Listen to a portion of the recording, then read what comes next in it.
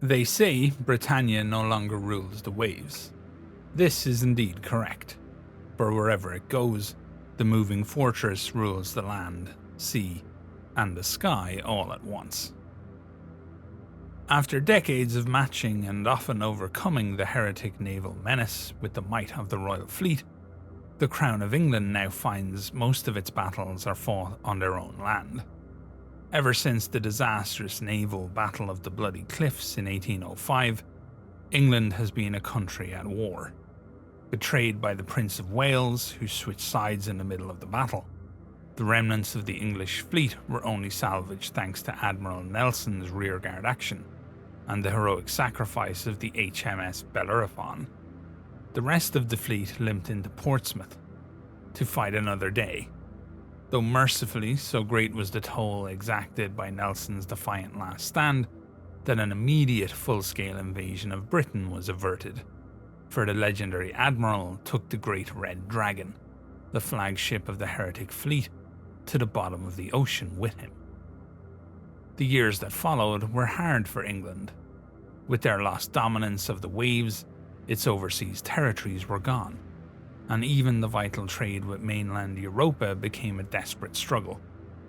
Heretic naval raiding parties caused widespread chaos and destruction all along the Albion coastline, often striking deep into the countryside, pillaging and burning towns and cities before being intercepted by the Crown Army, which was being stretched to its limits.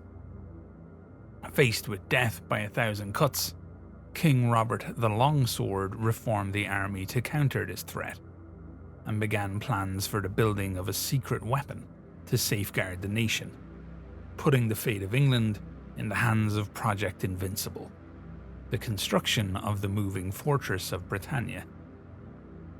Completed in the year 1907 AD, the construction of the moving fortress of Britannia and its entry into the Great War finally stabilized the situation on English shores, as it was able to match and exceed the heretic forces in any type of warfare, wherever the infernal powers decided to attempt a landing, by simply moving there under its own immense power and unleashing its devastating combined arms upon the invaders.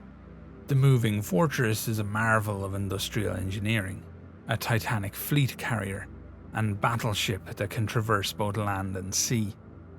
This Leviathan patrols the shores of England, leaving a thick trail of black smoke and 3 feet deep tracks in its wake.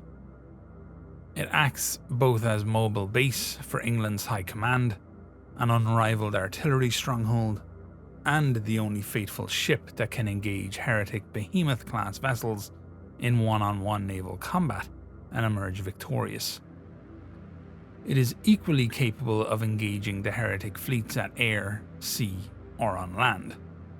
Within the vastness of its 4 superstructure stands the fortress monastery of the 10,000 Knights of St. George, who can match even the fiercest heretics in close quarters combat. An entire armoured corps accompanies Britannia, and a full fleet consisting of 1/3 of England's remaining naval strength acts as its escort. Above it, the finest of England's air knights fly their fighter planes and naval bombers when the fortress goes to war, which is often. The heretic high captains are well aware of the strategic value of controlling the British Isles, and they constantly strive to establish a beachhead that would lead to eventual conquest, though thus far without lasting success due to the might of the fortress. The technology that allows Britannia to move over shorelines is unknown and a closely guarded secret of the Crown. Whatever the source of this innovation, it allows the fortress to travel across the land of most English beaches, albeit slowly.